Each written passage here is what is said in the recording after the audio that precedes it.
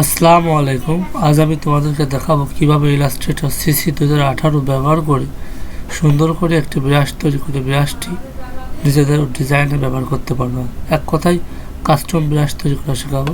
তার জন্য প্রথমে আমরা একটা সার্কেল নিই, যে কোনোভাবেই এটাই ব্যবহার তৈরি করা যায়। আমি এইভাবে করে দেখাচ্ছি। আচ্ছা, এখান থেকে যে কোনো একটা কালার আমরা সিলেক্ট করব। আমি নীল কালারটা নিলাম, ঠিক আছে। নীল কালার নেব এবং দেখো এখানে একটাই শেপ আছে, এই শেপটা আমরা সিলেক্ট থাকা অবস্থায় পেন টুল, এই যে পেন টুল কিবোর্ড থেকে এন প্রেস করলে পেন টুল সিলেক্ট হয়ে যাবে। আমরা একটা আঁকায় নেব, যে কোনোভাবে যে কোনো কিছু দিয়ে বিরাজ তৈরি করা যায়। মনে করো এটা আমার ডিজাইন। আচ্ছা, কালারটা আমি একটু চেঞ্জ করে দিব, না তাকে এই কালারটাই সুন্দর লাগতেছে। আচ্ছা, এটা এক পাশ হয়েছে এমন, আমি যদি চাই যে অপর পাশ আমি আর একটা কপি করব, তাহলে ট্রান্সফর্ম থেকে রিফ্লেক্ট। আচ্ছা, এটা করার আগে আমি একটু এটা ঘুরাই নিই।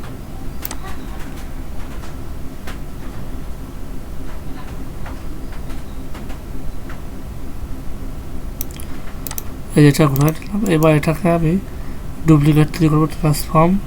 ট্রান্সফর্ম থেকে এই যে রিফ্লেক্ট দেবো, রোটেট না, রিফ্লেক্টে আসার পরে প্রিভিউ অন করে দিয়ে একটা কপি করবো না, যেটা আছে তার একটা কপি তৈরি হচ্ছে। এই যে দেখো একটা আছে, তার একটা কপি তৈরি হলো। এটা আমি মাঝ বরাবর রেখে অ্যালাইন করে নিই। এই তো এটা একদম অ্যালাইনমেন্টে আছে। এবার এটা আমরা প্যাথ ফাইন্ডার থেকে, যে প্যাথ ফাইন্ডার যদি খুঁজে না পাও তাহলে কি করবো দেখো, তাহলে উইন্ডোজ অপশনে যে দেখবা নিচের দিকে লেখা আছে, এই সবার নিচে শিফট কন্ট্রোল F9 টিপ দিলে প্যাথ ফাইন্ডার চলে আসবে। প্যাথ ফাইন্ডার আমার এখানে রাখা আছে, এই যে এখান থেকে এই যে এই সবার প্রথমটা ইউনিট, এটা আমি ইউনিট করে দেবো। তাহলে আর আলাদা কোনো অপশন নাই, এই টোটাল দুইটা এলিমেন্ট এক হয়ে গেছে। এবার এটা আমরা সোজা করে নিই, সোজা করলাম, করা শেষ। অত একটু বাঁকা আছে, সোজা করে নিতে হবে, 90 ডিগ্রি হয়ে গেছে। এইবার আমরা করবো কি, এটা ব্রাশ টুল কই পাবা, যে উইন্ডোজের ভিতর যে এই যে ব্রাশ F5 টিপ দিলে ব্রাশ চলে আসবে। ব্রাশ তো আমার নেওয়াই আছে, এই যে ব্রাশ আমি এখানে নিয়ে রাখছি, টান দিলে বের হবে। এখানে কয়টা ব্রাশ আছে, 1 2 3টা ব্রাশ আছে। এইটা আমি ব্রাশ টুলের ভিতরে ইনক্লুড করে ব্যবহার করব, কাস্টমাইজ ব্রাশ যেটাকে বলা হয়। এর জন্য এটা আমি একটু ছোটো করে নিই, ছোটো করলাম। এবার এটাকে আমি টেনে ধরে এখানে ফেলে দেবো। ছেড়ে দেওয়ার পরে যেমন একটা পপ আপ আসবে, এখানে লেখা আছে দেখো 8 ব্রাশ, এটাই ক্লিক করে ওকে দিয়ে দেবো। ওকে দেওয়ার পরে আবারও পুনরায় ওকে দিব। এই দেখো আমার কাস্টমাইজ ব্রাশটা এখানে চলে আসছে। তাহলে দেখো এবার এটা ব্রাশ সিলেক্ট থাকা অবস্থায় কিবোর্ড থেকে ব্রাশ টুল নিয়ে, এই যে কিবোর্ড থেকে বি প্রেস করলে ব্রাশ টুলে চলে আসবে। এবার আমি ইচ্ছা মতন আমার ডিজাইনের ভিতরে এটা ব্যবহার করতে পারবো। দেখছো, যে কোনো জায়গায় তুমি এটা ব্যবহার করতে পারো তোমার ডিজাইনের ভিতরে। এবার এই ব্রাশের ডিজাইনটা যদি তোমার পছন্দ না হয়, তাহলে তুমি নিজের মতন করে একটা ব্রাশ তৈরি করে নিবা, নিয়ে তুমি সেটা তোমার এইভাবে ব্রাশ টুলসের ভিতরে এটা যুক্ত করে কাজ করতে পারবা ইনশাআল্লাহ। আশা করি ব্রাশ কীভাবে তৈরি করতে হবে এই বেসিক ধারণাটুকু তোমরা পেয়ে গেছো। দেখো, আমরা বিভিন্ন সময় বিভিন্ন ডিজাইনের নিচেই এমন একটা ডিজাইন দিতে চাই ব্রাশ টাইপের, এর উপরে কিছু একটা লিখি আমরা, তুমি সেটা এইভাবে তৈরি করতে পারবা। এই যে এবার এখানে লেখালেখি করা যাবে। এই যে এখানে একটা পাত আছে না, এটা ক্লিক করে যে পাত, এই পাতের উপরে ক্লিক করে তুমি এই যে টাইপ টুল থেকে, এই যে এই টাইপ অন পাত এখানে ক্লিক করলে, এই যে এখানে একটা ক্লিক করে ছেড়ে দাও। এই দেখো ওই যে কিছু একটা লেখা আছে, আমি একটু সাইজটা বাড়াই দিই।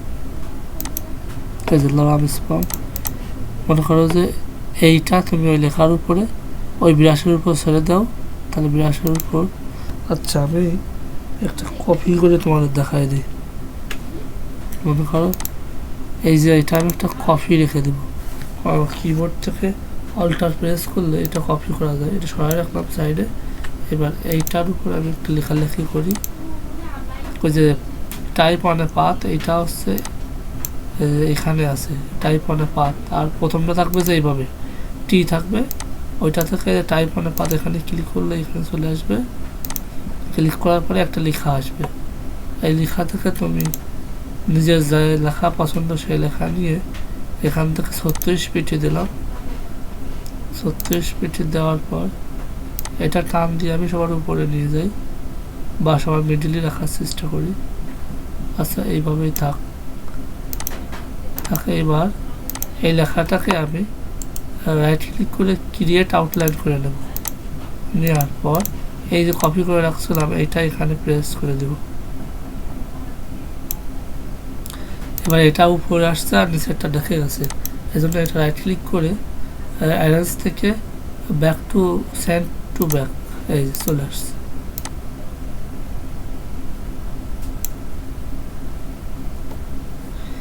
এটা একটু ঠিক করে নিতে হবে। এই যে আমি ঠিক করে নিলাম, তুমি অ্যালাইনমেন্ট থেকে ঠিক করতে পারবে।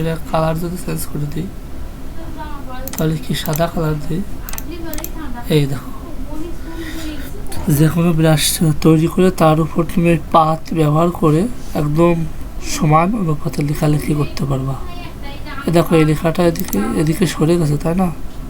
তাহলে আমি একটু লেখাটা কমায় দিই, তো হবে না, সরি, আমি তো ক্রিয়েট আউটলাইন করে ফেলছি, এক্ষেত্রে আর সম্ভব না।